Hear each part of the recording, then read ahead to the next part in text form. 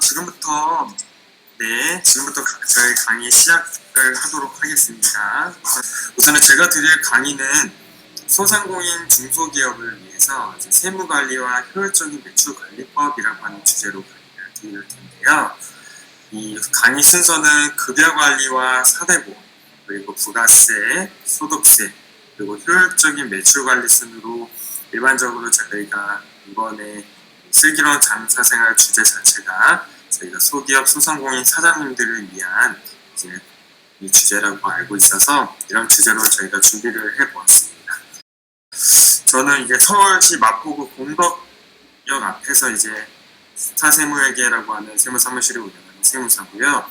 주로 여러 이제 소상공인분들이나 중소기업분들을 위해서 프랜차이즈 업종을 비롯해서 여러 가지 이제 스마트한 좀 이제 세무 관리를 하기 위해서 노력을 하고 있습니다.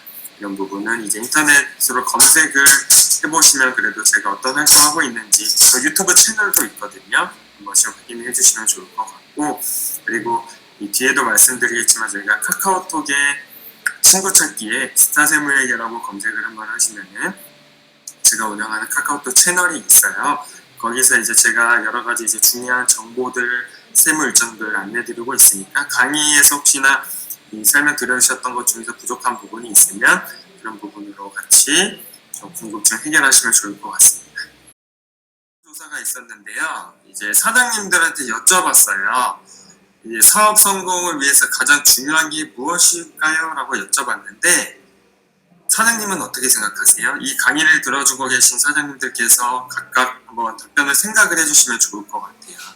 근데 많은 분들이 대부분이 매출 관리가 중요하다, 또는 수익 관리가 중요하다, 직원 관리가 중요하다, 뭐 비용, 세금, 여러 가지 지원 제도 이런 쪽으로 답변을 주셨는데 그만큼 최근에 이제 코로나 때문에 4단계 거리두기가 또 연장이 돼서 이 사장님들께서는 이런 매출 부분이나 이런 부분이 당연히 신경을 많이 쓸 수밖에 없고 또 많이 걱정이 많으신 것 같은데 이거는 꼭 그 전에 했던 이 질문은 아닌데 대부분이 그래도 어쨌든 매출 관리 쪽에 아무래도 초점을 맞출 수밖에 없을 것 같아요. 그러다 보니까 저희가 이제 뭐 블로그 마케팅 이런 쪽 그런 쪽에는 아무래도 뭐 돈을 크게 좀 투자를 하시는데 그 외적인 부분은 좀 이제 많이 투자하는 부분이 금액이 적을 수밖에 없다 이런 부분이 있는데 뒤에 다시 한번 또 말씀을 드리도록 하겠습니다.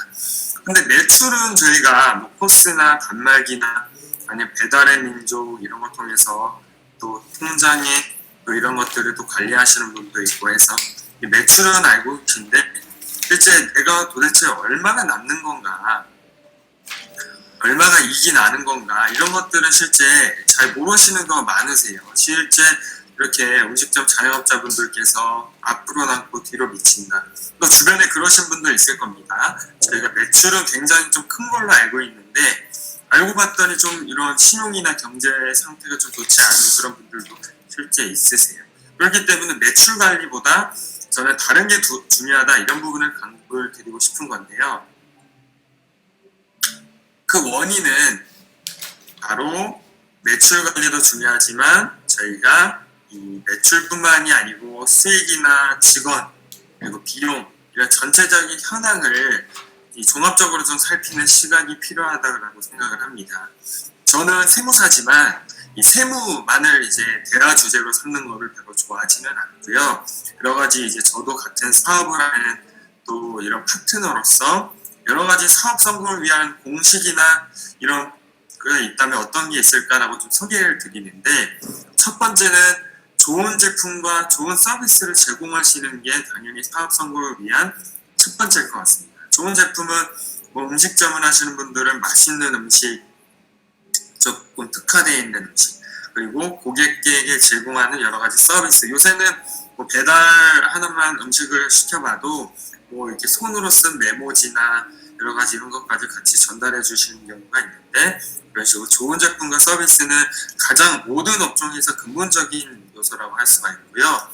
두 번째는 좋은 직원이 될 것 같아요. 좋은 직원이라고 하면은 사실은 사장님이 매장의 규모가 크고 작고를 떠나서 모든 업무를 다 할 수가 없잖아요. 그렇기 때문에 더 전문적인 업무에 더 집중을 할 수가 있고, 또 이런 직원이 또 이 사업체의 이 간판 역할을 하는 경우도 있기 때문에 제가 좋은 직원이 있으면 사업 성공하는데 그만큼 더 유리한 고지에 갈 수가 있다, 이렇게 볼 수가 있을 것 같고요. 세 번째는 이제 홍보 마케팅 부분인데, 이제 예전이랑 사업 현황이 많이 달라진 것 같아요. 제가 특히나 뭐 프랜차이즈나 여러 가지 또 이 음식점 업종이나 이런 부분을 관리하다 보니까 실제 뭐 상권, 배달 여부, 뭐 지역 이런 거에 따라서 매출이 정말 극명하게 갈리는 거를 저는 이제 좀 이렇게 데이터로 직접 확인을 했습니다. 근데 그 이후에 사실은 코로나 초기에는 사람들이 외부에 매출하는 거를 꺼리니까 당연히 배달을 주력을 하던 음식점의 매출이 높아졌는데, 반면에 이제는 제가 이용하고 있는 배달의 민족 이런 것만 가더라도 동일한 뭐 족발을 시킨다라고 하면은 그 족발 업체가 정말 수십 개, 몇 백 개 뭐 이 정도까지 실제 있는 것 같아요. 그렇기 때문에 약간은 이제는 차별성이 없어졌다. 그래서 그만큼 홍보가 중요하고 여러 가지 다양한 마케팅 채널을 이용하시는 게 중요한데, 뭐 아직까지는 블로그나 이런 영향이 있기는 하지만 유튜브 같은 거나 인스타그램 같은 거 이런 시각화된 이런 SNS를 통해서 사장님도 돈을 들이지 않고, 돈을 저희가 블로그 이런 거 마케팅할 때 마케팅 업체 쓰면 돈 들어가잖아요. 그런 게 아니고 돈이 들어가지 않는 마케팅을 할 수 있다는 거. 그리고 저는 개인적으로 아까도 소개드렸다시피 카카오 채널이라고 하는 이 카카오톡 비즈니스 채널을 하나 관리하고 있는데, 현재 한 2,500명 정도가 제 스타세무회계 채널을 추가하고 계시거든요. 근데 이거는 단순히 제가 이 사장님들 그리고 저희 직원이 이 사장님들께 연락을 드리고 그냥 업무 의사소통하는 채널이라고 생각하는 것뿐만이 아니고, 이거를 플랫폼으로 해서 저는 이제 저희 카카오톡 채널을 등록해 주신 분들께 좋은 정보도 드리고 좋은 이슈가 있었을 때 가장 빠르게 정보에 전달하는 역할까지 하고, 또는 저희 또 카카오톡 채널에 속해 계신 저희 이 분들 중에는 저희 고객사도 있고 고객사가 아닌 분들도 있는데, 이런 걸 통해서 일반적인 세무사무실들은 이 세무 일정 같은 것도 잘 알려주지도 않고 좋은 정보도 뭐 주는 것도 없는데 그래도 제대로 이제 관리를 해주시는 것 같다라고 해서 실제 고객으로 이용해 주시는 경우도 많이 있습니다. 그런 부분을 대표님도 저와 이런 비슷한 사례는 아니지만 마찬가지로 매장을 홍보하기 위해서 이런 부분을 같이 활용을 하시면 좋겠다라는 부분을 같이 말씀드리고요. 어느 정도 이런 부분에 있어서 사장님들끼리 또 여러 가지 커뮤니티가 있잖아요. 카톡방도 있을 수가 있고 카페 같은 것도 있을 수 있고 한데, 이제는 사장님들도 전부 공부를 해야 되는 시대 같습니다. 단순하게 이게 문 열어놓으면 손님들이 들어오는 게 아니고 마케팅도 직접 신경 쓰고 조금 더 이제 고객의 접점을 많이 찾기 위해서 공부하는 것뿐만이 아니고 여러 정보도 어떻게 시대가 조금 어떻게 변하고 있는가, 어떤 쪽으로 좀 빠르게 대응할 것인가, 이런 것들을 단순하게 혼자 스스로 하는 게 아니고 집단 지성의 효과로 함께 모여서 이렇게 함께 연구를 하고 해야 된다. 이런 부분을 사업 성공을 위해서 먼저 좀 눈여겨보시고 준비하시라라는 부분을 강의 시작하기 전에 제일 먼저 말씀을 드립니다. 이제 본격적으로 이제 세무 관리 부분을 제가 설명을 드릴 텐데요. 첫 번째는 급여 관리 부분이에요. 급여라고 하면은 우선은 이 1인 사장님이 아니고 파트타이머를 비롯해서 이런 직원이 있는 상태에서 내가 직원 신고를 어떻게 할지에 대한 내용이 바로 급여 관리에 대한 내용입니다. 급여 관리는 사실은 예전보다는 점차 중요성이 굉장히 높아지고 있는 분야 중에 하나입니다. 왜 높아지고 있냐면요, 이 급여 관리로 인한 발생하는 여러 가지 직원의 인건비 신고, 그리고 이 직원들에 대한 여러 이 지원금 제도, 그리고 세제 혜택, 이런 것들이 예전에는 뭐 정말 작은 금액이었다라고 하면은 이제는 정말 수백만 원, 수천만 원, 정말 세금에서는 정말 진짜 수천만 원까지도 납부할 세금의 차이가 발생할 수 있는 게 이런 급여 부분으로 해서 이제 발생을 하거든요. 그렇기 때문에 그런 부분을 이렇게 좀 제가 중요성을 먼저 좀 강조를 드렸고, 이 강의를 들으시는 이 소상공인 사장님들 대부분이 우선 음식점 업종이라고 알고 있습니다. 그거는 뭐 음식점 업종이 한정되는 건 아니지만 저희가 인건비 신고의 종류에는 3가지 정도를 제가 가이드라인에 들고 있어요. 첫 번째는 이 4대 보험을 가입하는 이 상용 근로자라고 생각을 해주시면 될 것 같고, 이거는 정규직이라고 보시면 됩니다. 정규직. 그리고 두 번째는 이 사업소득자라고 해서 제가 외주, 용역, 프리랜서 이런 분들은 지방세까지 해서 3.3%만 원청징수하고 인건비 신고를 하거든요. 근데 이제 원칙적으로 하면 음식점 업종도 사실은 프리랜서가 있을 수는 없죠.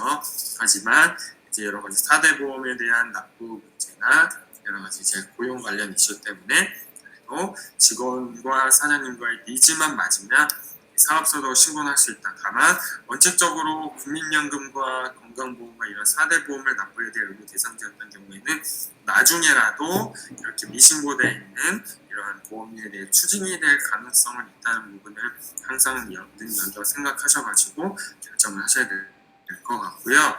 세 번째는 이제 일용직인데, 일용직은 저희가 파트타이머 분들 중에서 주로 월간 근무 시간이 60시간 미만인 분들, 한 주의 근무 시간이 15시간 미만인 분들을 또 일용직으로 신고하고, 일용직으로 신고하는 경우에는 고용보험 선제보험을 가입하는 이런 기준이 있습니다. 이 부분은 뒤에 그 4대 보험 관리한 부분에서 다시 한번 자세히 설명을 드릴 텐데, 이렇게 일용근로자인 경우에 저희가 근로내역 확인 신고라는 것들을 해야 되고, 사업소득과 일용근로자는 매달 국세청에 지급 명세서라는 것을 별도로 더 제출해야 돼요.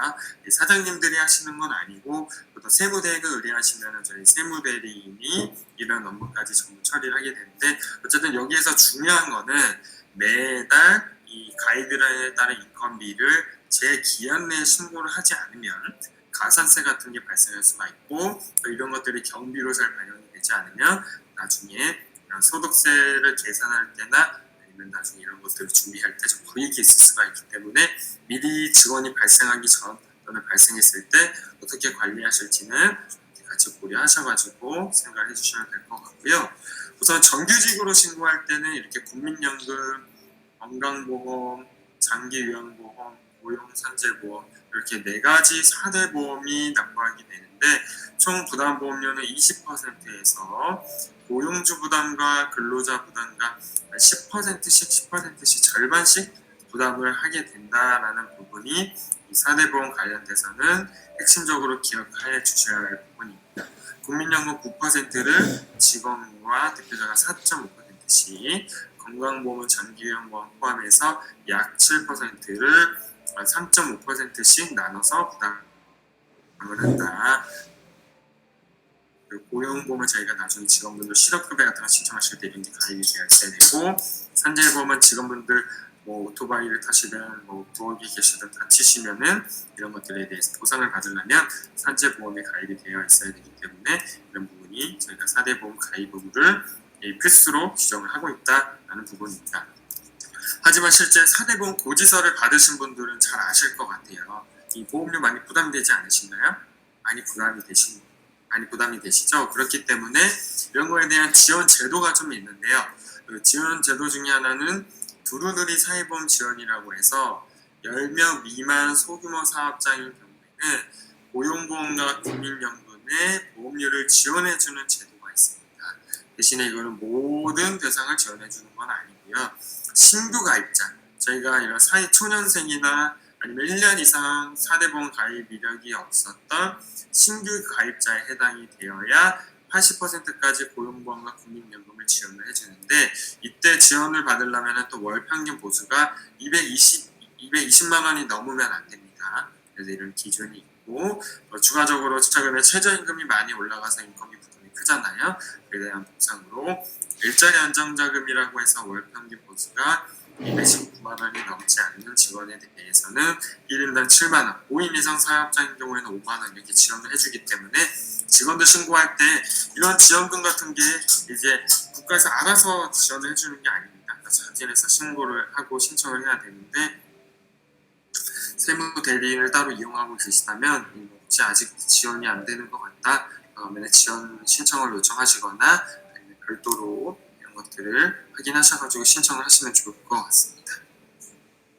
4대 보험 관련돼서는 몇 가지 중요한 숫자들만 기억하고 넘어갈 텐데요. 우선 국민연금은 만으로 60세가 넘으면은 가입을 안 해도 된다라는 부분을 저희가 기억을 해주시면 좋을 것 같고, 고용보험, 산재보험 같은 경우에는 저희가 이런 대표자의 배우자나 이런 분들은 고용산재보험 대상자가 아니고, 뭐 65세 이상이면은 또 고용보험 대상자가 아니고, 하지만 산재보험은 근로자면은 모두 가입을 한다. 이런 것들 중요한 가입 의무는 한번 제대로 알고 넘어가시면 좋을 것 같습니다.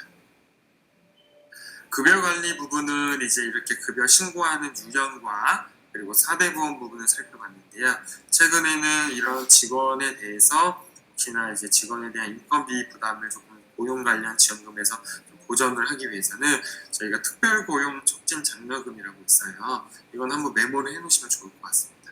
보통 이제 구직을 할 때 뭐 알바 청구 이런 것도 있지만 워크넷이라고 하는 사이트가 하나 있는데요. 거기에 이제 한 달 이상 구직 근무한 직원을 저희가 채용을 하게 되면은 한 달에 90만 원 정도 6개월 정도 이렇게 또 지원을 받을 수가 있고, 또 청년분들에 대해서는 또 별도로 지원금들이 있어서 이런 부분은 5인 이상 사업자인 경우에 주로 신청 대상이긴 하지만 혹시 대상이 되시는 경우가 있을 수가 있으니까 이렇게 직원 신고와 관련돼서 건비 관련 지원금들도 챙겨보시면 좋을 것 같습니다. 두 번째 주제는 부가세 관련 부분입니다. 대부분이 이제 개인 사업자라고 생각을 하고 개인 사업자 기준으로 위주로 먼저 설명을 드릴 텐데요. 개인 사업자인 경우에는 저희가 부가세 신고 의무 유형에 먼저 많은 분들이 오해하시는 것들 중에 하나긴 한데, 일반 과세자가 있고 간이 과세자가 있죠. 그러면은 이렇게 먼저 제가 오해라고 말씀드린 게 어떤 부분이냐면, 간이 과세자면은 부가세 신고도 안 하고 소득세 신고도 안 해도 된다. 또는 부가세 납부할세도 없고 소득세 납부할세도 없다. 이렇게 보통 알고 계시는 경우가 있는데, 그건 한 3년 정도 전 얘기고요. 왜 그랬었냐면은 여기가 간이가세자, 일반가세자 이거는 부가세 신고 유형이고, 소득세 신고 유형에는 단순 경비율 대상자, 간편장부 대상자, 복식부기 의무자, 성실신고 의무 대상자, 이렇게 총 4가지 정도로 보통 구분이 되는데, 여기에서 간편장부 대상자 이상인 분들은 저희가 세무기장이라고 해서 실제 매출과 매입과 이런 부분들을 실제 장부를 제대로 작성을 해서 신고를 하는 분들이기 때문에 이 지출이나 이런 것들이 다 반영되는 신고라고 보시면 되는 거고요. 다만 이제 사업자를 처음 냈을 때 연간 매출액이 1억 5천이 넘지 않으면, 이제는 이제 이 1억 5천만 원이 넘으면 원래는 이제 복직부기 의무자라고 해서 복직부기로 세무 기장하는 것을 의무화가 되는데, 이 기존에는 이렇게 사업자를 낸 첫 해에 간이가세자이고 매출이 얼마이든 상관없이 이 소득세 신고 유형제 하나였던 단순 경비율이라고 해서 어느 정도 국가에서 정해진 경비율에 따라 이 소득세 신고를 할 수 있도록 되어 있었어서 기존에 증빙 같은 걸 받지 않으셔도 납부할 세액이 없거나 걱정이 없으셨는데, 이제는 사업자를 낸 첫 해라도 1억 5천이 넘으면은 저희가 복직부기로 세무기장을 해서 신고를 하지 않으시고 이 단순 경비로 신고할 수가 없다. 그렇기 때문에 간이가세자라고 해서 무조건 증빙을 안 받는 게 아니고, 혹시 연간 매출이 1억 5천이 넘으신다라고 하면은 소득세까지 같이 대비를 하셔야 된다. 이런 부분은 먼저 좀 강조를 드리고 넘어갑니다. 그리고 이제 다시 본론으로 돌아와서 개인 사업자의 부가세 신고 기간은 매년 1월과 7월, 이거는 기존에 사업자가 있으시고 운영을 해보신 분들은 잘 알고 계실 것 같아요. 1월부터 6월 실적에 대해서 7월 25일까지, 그리고 7월부터 12월 실적은 다음에 1월 25일까지, 그리고 간이가세자인 경우에는 매년 1월부터 12월까지, 다음 1월달까지 하는데, 간이가세자 기준도 올해부터 바뀌었죠. 기존의 연 환산 매출액이 4,800만 원 이상인 경우에 이제 간이에서 일반가세자로 전환되는 거였는데, 이제는 8천만 원으로 그 기준이 상향이 됐다. 대신에 그런 것도 제가 질문을 많이 받는데요. 간이가세자로 사업자를 내시고 예를 들어서 7월부터 12월까지 매출이 3,600만 원인 거예요. 그러면 3,600만 원이면은 이거는 이제 예시를 한 5천만 원 들어볼게요. 7월부터 12월 실적이 5천만 원인 거예요. 근데 이제 제가 이제 간이가세자 기준이 8천만 원이라고 말씀드렸잖아요. 그러면은 7월부터 12월 실적이 5천만 원이니까 8천만 원 안 넘으니까 간이가세자로 계속 가겠구나. 이게 아니고 연 환산 매출이기 때문에 7월부터 12월 매출이 5천만 원이면 연으로 환산하면 1억이지 않습니까? 그렇기 때문에 간이가세자에서 일반가세자로 전환이 된다. 대신에 전환의 시기는 이 매출 계산한 기간에 다음에 6월까지는 간이가세자로 신고를 하고 7월부터 일반가세자로 다음에 7월부터 전환이 되는 거기 때문에 올해 혹시 사업자를 내서 간이가세자인데 이 기준의 매출을 넘거나 아니면 그 가능성이 있는 분들은 한번 자기가 어느 대상자가 될지 이런 것들 한번 같이 확인을 해보시면 좋을 것 같습니다.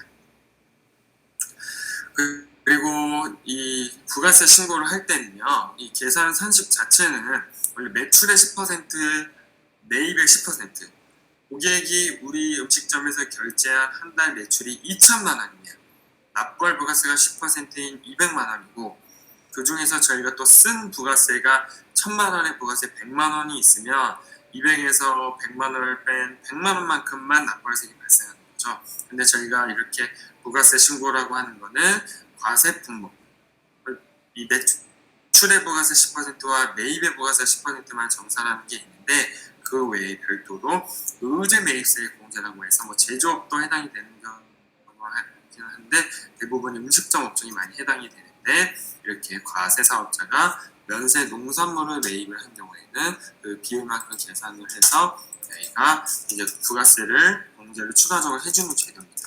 이 제도를 특별히 먼저 알지는 않으시더라도 실제로 이렇게 이제 음식점을 하시면은 저희가 고기 같은 거 아니면 쌀 같은 거 이런 것들 저희가 면세 계산서 받으시잖아요. 그런 것들이 이렇게 부가세 신고할 때 이런 비율에 따라서 이렇게 매출 음식점업이고 개인이고 과세 표준이 2억이 넘지가 않으면 109번에 구한 8.5% 정도 되거든요. 그 비율만큼 저희가 부가세를 공제받기 때문에 1억 5천만 원 음식점에서 2천만 원 구매했을 때 공제 금액은 약 82만 5천 원만큼 부가세가 줄어든다. 그렇기 때문에 이런 계산서 같은 거 받는 것도 절대 빼먹으시면 안 되고요. 특히나 저희가 슈퍼, 마트 같은 거 가실 때도 거기에 구입하신 품목을 보면은 슈퍼에서 구입하시는 경우도 있죠. 근처에 뭐 마트가 있다거나 저희 친어머니도 식당 하시기 때문에 항상 저한테 알려주시거든요. 이렇게 뭐 현금 영수증을 받으실 때나 카드로 쓰실 때 여기 면세 품목이 포함되어 있으면은 그 카드 영수증을 또 별도로 세무사무소에 전달해 주시거나 그러면 이제 제대로 면세 품목이 구분이 되면은 그만큼 저희가 의제매입세 공제 받을 때 좀 더 혜택을 볼 수가 있다라는 부분입니다. 부가세 절세 핵심은 증빙이라고 제가 이제 강조를 드렸는데요. 왜 증빙일까요? 증빙이라고 하면 저희가 적격 증빙이라고 부르는 것들인데 이 적격 증빙은 세금 계산서, 계산서, 신용카드, 체크카드, 현금 영수증 같은 겁니다. 이 증빙이 아닌 것들은 일반 영수증, 적격 증빙이 아닌 영수증, 간이 영수증이라고 부르고 간이 영수증에는 부가세가 없습니다. 근데 세금 계산서, 신용카드, 체크카드, 현금 영수증 같은 거 거래할 때는 부가세가 다 포함된 금액으로 거래하거나 별도로 다 지불하셔서 그 금액만큼은 이미 납부한 부가세가 있거나 하기 때문에 저희가 부가세를 절세를 할 때 이런 증빙 없이 예를 들어서 그런 경우가 있으세요. 저희도 고객사를 많이 관리를 하고 있으니까 이 부가세 신고 때 되면은 이제 대부분의 사장님들께서는 그래도 저희가 뭐 여러 가지 사업용 신용카드나 여러 가지 이런 부분에 있어서 이제 좀 더 부가세를 절세할 수 있는 팁도 많이 알려드리고 하면서 부가세를 많이 줄여드리는데 그럼에도 불구하고 이거 너무 많이 나온 거 아니냐 좀 줄여달라라고 하는 요청을 받을 때도 있어요. 근데 그때는 사실은 뭐 소득세와 다르게 부가세는 정말 이런 증빙들이 없이 반영할 수 있는 게 없기 때문에 이거는 뭐 저희가 부가세 많이 나오는 게 저희 세무사무실에서 잘못한 게 아니라는 거죠. 사장님들께서 먼저 이런 증빙들을 잘 챙겨주셔야 된다. 그래서 이런 증빙의 관리에 대해서는 저희 뒷부분에서 다시 한번 부가세와 관련돼서 다시 한번 연계해서 말씀을 드리도록 하겠습니다. 그래서 부가세 계산 구조 자체가 매출의 부가세 10%와 매입의 부가세 10%를 계산하는 구조이기 때문에 이렇게 계산이 되는 거고, 부가세 신고 일정은 1월과 7월, 그리고 법인사업자인 경우 분기 단위로 변경이 되는 부분, 이 부분이 생각을 하시면 좋을 것 같고요. 그리고 소득세 신고는 이렇게 부가세 신고된 매출과 인건비 신고를 포함해서 이익을 차감해서 순이익만 납부하도록 되어 있는데, 이거는 5월달 소득세는 뒤에서 이어서 계속 말씀을 드리도록 하겠습니다. 저희가 증빙 부분 계속해서 지금 말씀을 드리고 있는데요. 증빙에는 예를 들어서 저희가 지출하는 증빙이 공유생비라 해서 직원 10대 이런 부분을 말하는 건데, 공유생비, 손품비, 접대비, 지급수수료 이런 부분으로 저희가 경비가 처리될 때는 이런 증빙들을 받는 게 기초적인 거라 말씀드렸고요.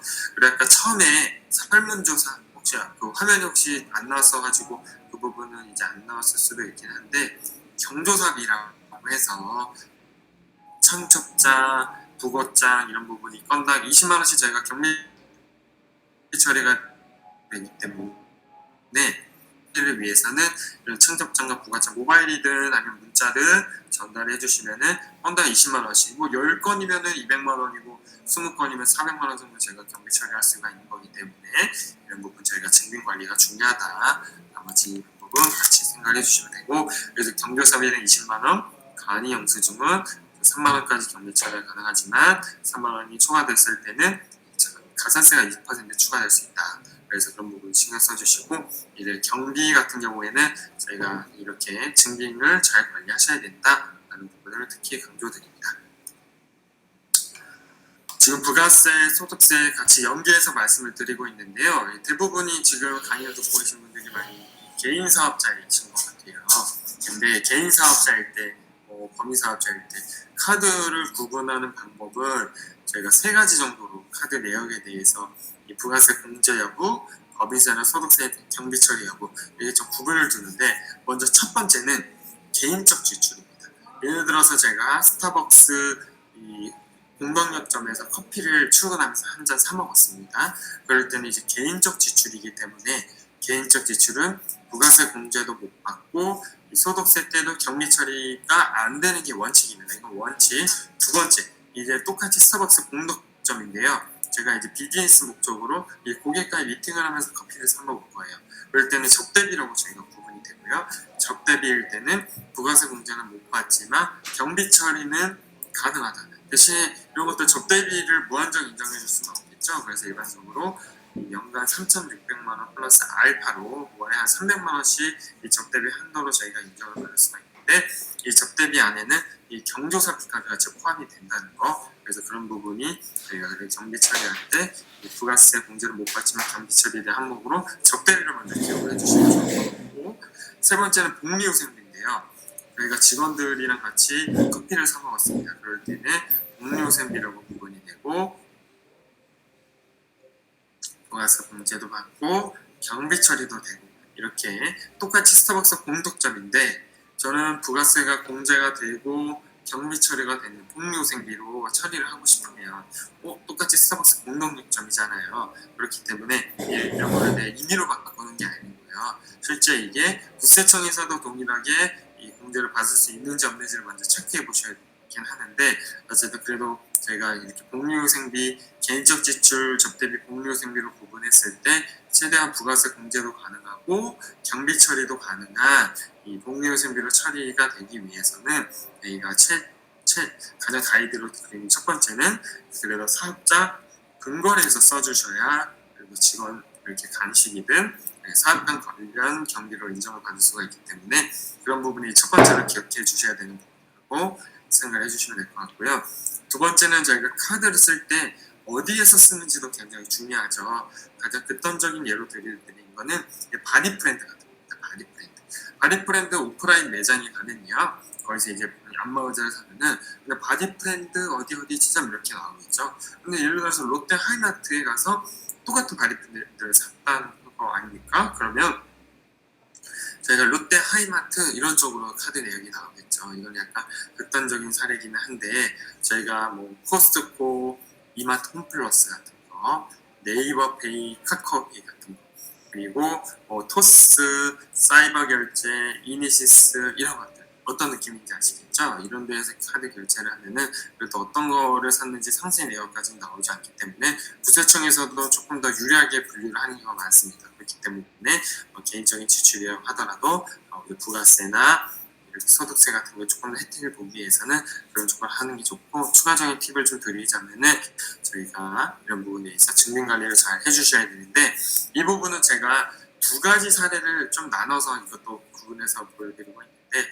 예를 들어서 A 사장님은 매출이 5억인 사장님인데요, 부가세를 500만 원을 내셨어요.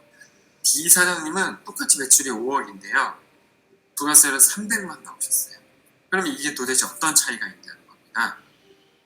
첫 번째 차이는요, 그래도 이게 이 세무사무실마다 업무 방식이나 또 이렇게 처리하는 직원의 능력이나 시스템이나 이런 게 좀 솔직히 좀 다를 수가 있습니다. 사람이 하는 실수가 발생할 수가 있다는 거죠. 그러면 이런 것들이 어떤 경우에 발생하냐면요, 사장님 카드를 사용하고 계신데 이거를 한 3월 정도에 잃어버리신 거예요. 근데 바로 재발급을 받으셔서 사용하셨는데 국세청이 사업용 신용카드로 등록을 안 했다는 거죠. 이 개인 사업자인 경우에는 사업용 신용카드를 등록하지 않으면, 또는 등록한 달 이후로만 내역이 조회가 되기 때문에 저희가 카드 내역을 그렇게 제대로 반영을 하지 않으면 실제 부가세뿐만이 아니고 모든 저희가 소득세 이런 것까지 실제 사람이 하는 실수에 따라서 실수할 수 있다. 이런 부분을 먼저 대표님께서도 인지를 하시고, 카드 같은 게 추가 제도 변경이 되시면은 전달을 해주셔야겠다, 그런 것도 알고 계시겠지만 어쨌든 이 사람이 하는 실수가 있다는 게 첫 번째고요. 두 번째는 이제 매출의 차이가 그래도 있을 수가 있는데, 매출의 차이라고 하면은 예를 들어서 A 상권은 이 근로자, 이 직장인분들이 많은 데라서 거의 99%가 카드인 거예요. 근데 B 상권은 뭐 집이나 그게 조금 지방 지역이어서 현금 매출이 20%나 된다는 거예요. 그러면 당연히 저희가 우선 노출된 매출 기준으로 저희가 세금 신고를 하게 되기 때문에 현금 매출이 조금은 당연히 안 되는 부분이나 노출이 안 되는 부분이 있으면은 여기 실제 차이가 날 수가 있다, 그런 부분이 있고, 세 번째는 이제 세금 신고를 할 때는 여러 가지 세제 혜택 같은 것도 있을 수가 있는데, 뭐 부가세 신고할 때 마찬가지고 소득세 신고할 때는 마찬가지고, 그런 부분에서 적용을 하는지 안 하는지에 따라서 수백만 원, 수천만 원 차이가 날 수 있다라는 부분이고요. 네 번째는 저희가 증빙을, 그래도 1,000만 원 카드 쓰신 분은 부가세가 100만 원이 원래 납부한 게 있고, 100만 원 쓰신 분은 10만 원밖에 없으니까 이분 100만 원 쓰신 분 아무리 많이 반영하려고 하더라도 10만 원밖에 없는데, 1,000만 원 쓰신 분은 100만 원 중에 50%만 하더라도 50만 원이잖아요.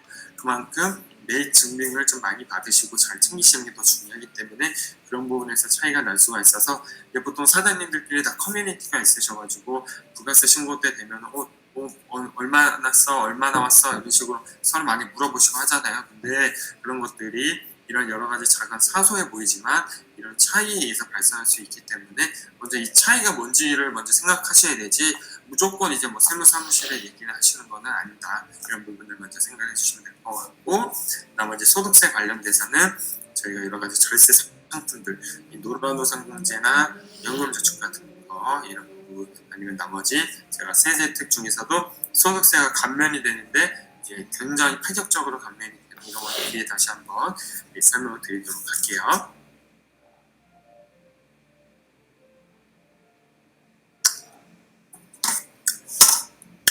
지금 소득세 부분을 말씀을 드리고 있는데요. 소득세는 예측이 가능합니다. 예측이 가능하다라고 말씀드리는 거는 우선은 세율이 정해져 있고 그게 이익의 일정 비율을 계산하기 때문입니다. 근데 사장님께서는 이거 왜 소득세 아직까지 안 알려주세요, 왜 빨리 알려주세요, 이렇게 말씀 주실 수 있지만, 사실은 저희가 안내드리는 소득세는 사장님들을 좀 생각을 해서 좀 조정된 소득세일 가능성이 우선 높은데, 그 전에 우선은 부가세와 소득세는 항상 예측이 가능해야 됩니다. 제가 맨 앞에 말씀드렸죠. 매출 관리보다 매출과 매입 여러 가지 종합적으로 고려해서 이게 얼마 정도 세금이 나올지 이런 것까지 같이 이 종합적인 관리가 필요하다, 이런 걸 말씀드렸는데, 이 소득세는 순이익에 대해서 나오는데 이게 매출액이 더 높아지면 높아질수록 저희가 이 손익분기점이라고 하죠. 이렇게 제가 그림을 지금 그려드릴 수가 없는데 이렇게 이 시설 투자한 거나 인건비 같은 게 예를 들어서 월에 500만 원이 고정비, 월세까지 500만 원이 고정인데 이게 하루 100만 원, 100만 원 이렇게 매출로 해가지고 그러면 저희가 500만 원을 커버하기 위해서는 5일 매출이면 이게 이 분기점을 통과하지 않습니까? 대신에 여기에서 이제 한 단위 뭐 고기면 고기 이런 것처럼 변동 원가가 있을 텐데 그렇게 초과해서 올라가면 올라갈수록 이게 가파르게 올라가는 구조, 대부분이 이런 구조를 띄게 되는데 그렇게 했을 때 저희가 어느 정도 순이익이 발생하는 것들에 대해서 세율을 계산해서 예상 소득세도 미리 준비를 해야 되는 부분, 그 소득세가 대략적으로 저희가 매출의 한 2% 정도, 그리고 부가세가 한 매출의 3% 정도 해서 한 소득세와 부가세 합쳐가지고 한 달 매출의 5% 정도는 납부할 세금이나 부가세, 소득세라고 생각을 해주시고 따로 통장을 하나 따로 만드셔가지고 관리를 해주셔야 됩니다. 이거를 제대로 관리 안 하시면은 제대로 납부할 때 돼서 부담이 많이 되실 수도 있고 하기 때문에 미리 관리하시길 권해드리고요. 여기는 이제 이 소득세 관련돼서 이런 세율들 그리고 관련돼서 이제 이 증빙 관리를 할 때 소득세와 관련된 증빙과 부가세와 관련된 증빙들 이런 간이 영수증 같은 것도 말씀드렸죠. 그리고 종이 계산서인데 이런 것들은 전자로 발행이나 수령되지 않은 종이 서류이기 때문에 사진으로 찍어서 전달해 주시거나 별도로 전달해 주셔야, 그렇지 않으시면은 이런 증빙들을 따로 전자 형태로 된 게 아니기 때문에 확인할 수 있는 방법이다. 그 부분 이제 먼저 생각해 주시면 될 것 같고요. 반면에 이제 전달 안 해주셔도 되는 적격 증빙이 있는데 그런 것들이 세금 계산서 같은 거, 신용카드 전표 같은 거 이런 거는 전자적 형태로 발행된 거거나 수령한 거기 때문에 다 국세청에서 조회가 가능하거나 인터넷에서 다 조회가 가능한 거죠. 이런 것들은 전달해 주실 필요 없다라는 부분이고요. 그리고 사업자를 내시고 사업 초기이신 분이나 아니면 사업을 내시고 아직 제대로 이런 부분이 세팅이 안 되셨다라고 생각을 하면은 사업자와 관련된 소득세 신고할 때 이제 체크리스트를 만들어 보면은 필수적인 경비들이 있습니다. 필수적인 경비가 어떤 게 있냐면 이렇게 인터넷, 통신, 전기, 수도, 가스, 건물 관리비, 월세 이런 항목들이죠. 이런 것들은 사업자가 있고 사업장이 있으면은 필수적으로 발생하는 이런 경비들인데 이런 거를 뭐 휴대폰 요금까지 포함해서 사업자 명의로 변경을 해서 이 중에서 세금 계산서로 수령하신 거는 부가세 매입세 공제가 다 가능하기 때문에 이런 부분으로 해서 부가세 절세까지도 가능한 부분이라서 미리 같이 챙기면 좋으실 부분이라서 같이 말씀드리도록 하고요. 그러니까 종합소득세, 뭐 부가세 이런 거 A 사장님, B 사장님 차이 비교해 드릴 때 이런 연금저축이나 퇴직연금 같은 거 추가적으로 가입하면서 이런 뭐 최대 115만 5천 원 지방세까지 혜택이 있는 부분 같이 혜택을 볼 수 있도록 이런 부분 같이 사업자 관리할 때 신경 써주시면 좋을 것 같고요. 이런 노란우선 공제 이거는 필수적으로 제가 가입을 하시라고 말씀드리는데 이렇게 폐업을 하실 때나 아니면 나중에 이제 노령 퇴임 시에 이렇게 퇴직금, 개인 사업자는 퇴직금이 없잖아요. 직원만 줘야 되지. 그런 걸 따로 모으신다 생각하고 납입 한두 개를 납입하면은 이것도 최대 115만 5천 원 세제 혜택이 있는 그런 상품이라고 생각을 하시면 될 것 같습니다.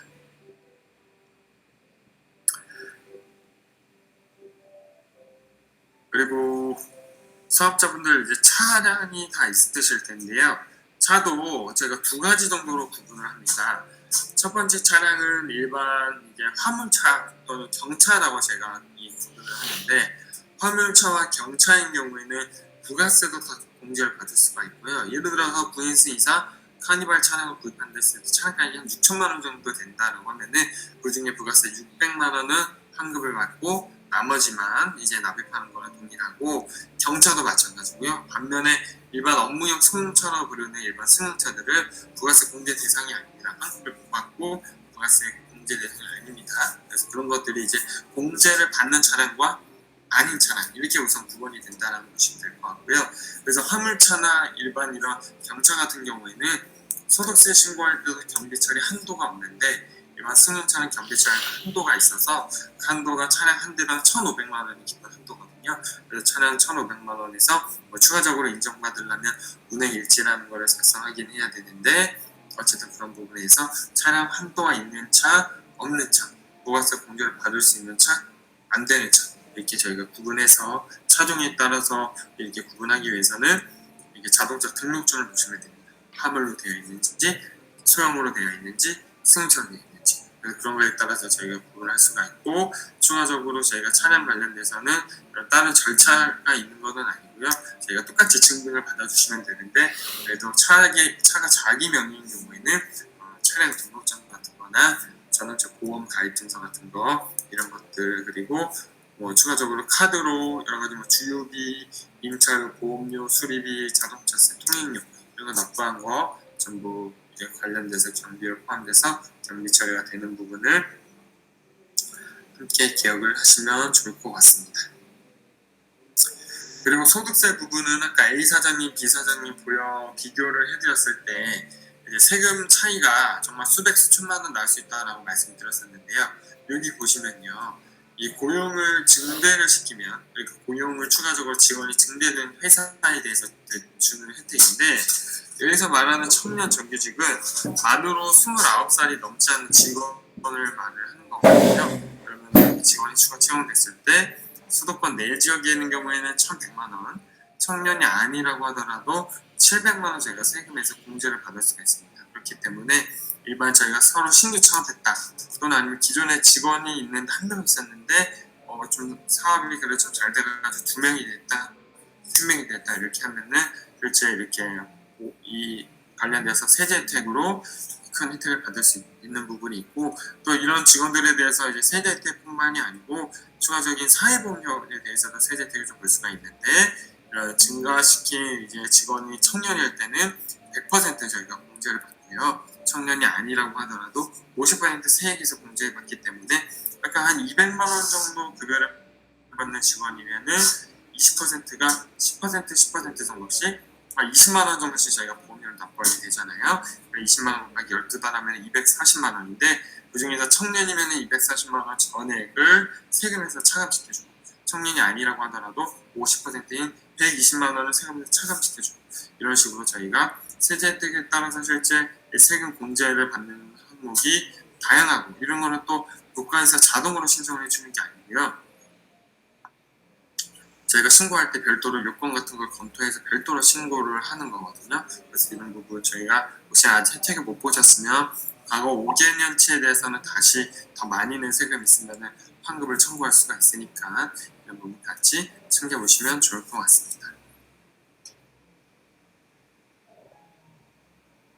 그리고 이제 아까 파격적인 세제 혜택 하나 말씀드렸었는데 그 중에 하나가 이제 창업 중소기업에 대한 세액 감면이라고 하는 겁니다. 우선은 이제 현재까지 법령으로는 세법 개정안이 아직 통과가 안 돼서 그래서 올해 말까지 이 창업한 업종이어야 하고요.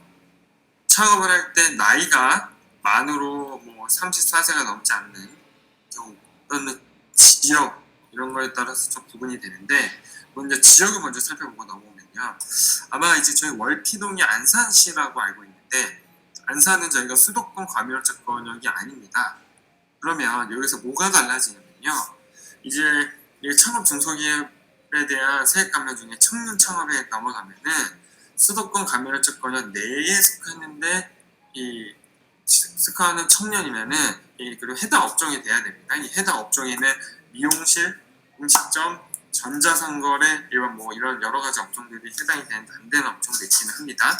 다만 이런 업종을 창업했을 때는 5년간 50%나 감면을 받을 수가 있습니다.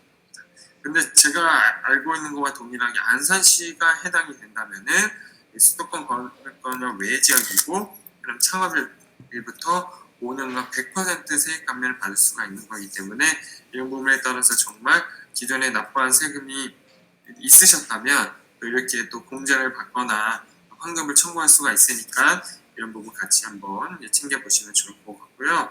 뭐 이런 부분에서 도움이 필요하시면 편히 말씀해 주시면 될 것 같습니다. 그래서 말씀드렸던 대로 이제 지역은 이렇게 수도권 감면chấp 권역으로 그리고 외 지역으로 구분을 하고 창업을 할 때 수도권 내 지역에서 만으로 34살이 넘지 않으면 50% 감면을 받고 이 나이가 이렇게 청년이고 수도권 외 지역에서 창업하면은 100% 소득세 감면을 받는데 그 5년 동안 감면을 받는 거기 때문에 이런 거 저희가 같이 생각을 해주시면 좋을 것 같습니다. 지금까지 이제 세금과 관련된 부분은 이제 거의 다 이제 말씀을 드렸고요. 이 세금과 관련된 부분도 기존에 사업자가 있으신 분들 또는 세무대리인이 있으셨으면은 제대로 이제 신고를 잘 하셨기를 바라면서 이제 저는 이제 초반에 잠깐 말씀드렸다시피 매출 부분뿐만이 아니고 실제 효율적인 매출 관리라고 하면 그럼 이제 이런 매출과 매입과 납부할 세금과 자산과 부채, 자본 이런 걸 종합적으로 관리하는 그런 종합관리의 이 매출 관리를 말씀드렸던 건데 항상 저희가 이 꼭 복취부기 의무사가 아니라고 하더라도 근데 매출이 얼마인지 알죠. 그리고 얼마 쓴지 알죠. 그러면 뭐 단순하게 제가 가계부식으로 내가 돈이 얼마나 남은 건가 이런 것까지는 계산을 해보실 수가 있을 거예요. 다만 이제 조금 더 정확하게 업무를 처리하기 위해서 그런 것들이 필요한데 어쨌든 저희가 이런 부분에서 재무 상태표와 손익계산서는 서로 이 순환의 과정을 거치면서 서로 연결이 되어 있는 이 재무 지표들이다. 이런 부분이 중요한 부분을 생각을 해주시면 될 것 같습니다. 저희가 또 사업을 하다 보면은 저희가 매출이나 매입을 단순히 이렇게 보시면요. 파란색이 매출이고 이 빨간색이 매입입니다. 그러면은 여기에서 보면은 이렇게 매출이 더 많았던 시기도 있고 매입이 더 많았던 시기도 있고 이렇게 다 다르잖아요. 그러면 실제 이익은 이렇게 매출이 41억이나 되는데 이 경비가 40억 8천만 원이라서 손익이 3,500 정도밖에 안 되는 거예요. 이런 식으로 저희가 매출이 중요한 게 아니고 매입이 매달 어떻게 우리가 고정비와 변동비를 구분해서 어떤 쪽을 좀 효율적으로 관리할지 그런 것들을 좀 이 막대 차트로 나뉘면은 이런 식으로 1월부터 2월 뭐 11월까지 이거는 저희가 실제 고객사분들께 작년 말 전에 12월 전에 현재까지 이제 누적돼 있는 매출 매입과 관련돼서 이런 부분으로 안내를 드렸던 부분이라서 이렇게 실제 사례를 하나 보여드렸고요. 그래서 이익이 난 시기와 뭐 손실이 난 시기와 이런 것들이 좀 계절적 영향도 있고 코로나 영향도 있고 한데 이런 부분 함께 참고해 주시면 좋을 것 같고 추가적으로 경비도 저희가 이 인건비가 매출에 얼마를 차지하느냐 아무리 소모품비 접대비 같은 게 비중이 어느 정도에 따라서 직접 사업 운영할 때 그런 부분을 이렇게 이제 내가 지출할 때 어디 부분을 그럼 좀 줄여야 되는지 이런 거 이건 급여 통신비 지급 수수료 이런 것들 매달 고정적으로 나가는 것들 이런 것들은 고정비죠 고정비. 그리고 나머지 소모성으로 나가는 거나 이런 것들은 뭐 물건 판매량이 늘어나거나 이럴 때마다 변경되는 변동비입니다. 그렇기 때문에 이런 걸 따로 구분을 해가지고 대체 내가 지금 코로나 때문에 좀 매출이 예전과 같지 않다. 그랬을 때 뭐부터 줄여야 될까요? 고정비부터 줄여야죠. 고정비 중에서는 뭐 직원일 수도 있고 아니면 다른 고정 비용으로 나가는 걸 수도 있고 어쨌든 그런 부분을 저희가 조직을 유기적으로 움직일 수 있도록 그런 매출 구조에 대한 이해가 좀 필요하다라는 부분을 생각을 해주시면 될 것 같고요. 그리고 혹시나 아직까지도 뭐 저희가 딱 세금 신고는 세무대리인 통해서 하지만 별도로 이런 양식 같은 건 하나 좀 참고하셔가지고 이 관리를 좀 개인적으로 좀 하셨으면 좋겠어요. 예를 들어서 이런 뭐 기초, 기말 이런 식으로 실제 식재료 매입한 거 그리고 현금 매출, 카드 매출 같은 총 매출 그리고 이 매입 내역에는 이제 그런 물품 거래처별로 뭐 쌀 구입하는 거 아니면 뭐 휴지 구입하는 거 배달용 박스 구입하는 거 이런 식으로 별도로 구분을 해가지고 매입 내역 매달 정리를 하고 그리고 인건비 같은 거 정리하고 세금 같은 건 5% 정도 나간다 미리 준비하고 사대보험료도 저희 매출의 10% 정도는 별도로 책정하고 그리고 고정 운영 경비들 기장료 같은 거 통신비 버스 가스 전기세도 카드 수수료 특히나 소득 세신 것들 추가 절세 팁을 많이 안내드리죠. 카드 수수료 같은 것도 저희가 경비 처리를 해서 훨씬 절세 가능하다 라는 분 기억을 해주시면 좋을 것 같고 나머지 임대료 같은 거 이런 것까지 포함해가지고 내가 사업자 관리할 때 필요한 서식들 이런 것들을 뭐 개별적으로 서식 하나씩 만들어서 관리해 주시면 좋을 것 같고 이런 부분 중에서 총 매출에 대비해서 인건비가 어느 정도 선에 위치하고 있는지 재료비가 뭐 대략적으로 30에서 35% 정도 어느 저점선 유지하고 있는지 주요 경비가 어느 정도 되는지 이런 것들은 이제 엑셀이나 아니면 최근에 모바일 앱 같은 데도 가능한 게 있거든요. 그런 것도 확인하셔가지고 제대로 관리하시면서 매출 관리를 까지 하시는 게 종합적인 매출 관리로서 중요한 부분이다 라고 같이 설명을 드리도록 하겠습니다. 지금까지 이제 제가 준비한 강의 내용을 이제 다 마쳤는데요. 제 강의를 들으시고 혹시 답을 찾으셨나요? 다시 한번 여쭤보겠습니다. 이 사업 성공을 위해서 가장 중요한 게 무엇일까요? 이 강의 이 테마 자체가 슬기로운 장사 생활이잖아요. 이 사업 장사 용어가 차이가 있긴 한데 어쨌든 사업이라고 정리했을 때 저는 그게 가장 중요하다고 생각하거든요. 실제 내실이 있게 매출만 이제 높은 그런 사업장에서 남들이 부러워만 하는 그런 매장이 아니고 실제 이익의 난거에 대해서 개인적으로 투자도 잘 하시고 또 내부적으로 비용 같은 것도 잘 절감하셔서 실제 매출뿐만이 아니고 종합적인 매출 관리와 이를 또 뒷받침해주기 위해서 든든하게 수비수 이 골키퍼 역할을 하는 게 또 세무관리, 회계관리다 보니까 이런 부분까지 잘 관리하셔가지고 꼭 사업 성공하시고 정말 슬기로운 장사 생활로 더 성공하는 사장님이 되시길 기원드리겠습니다.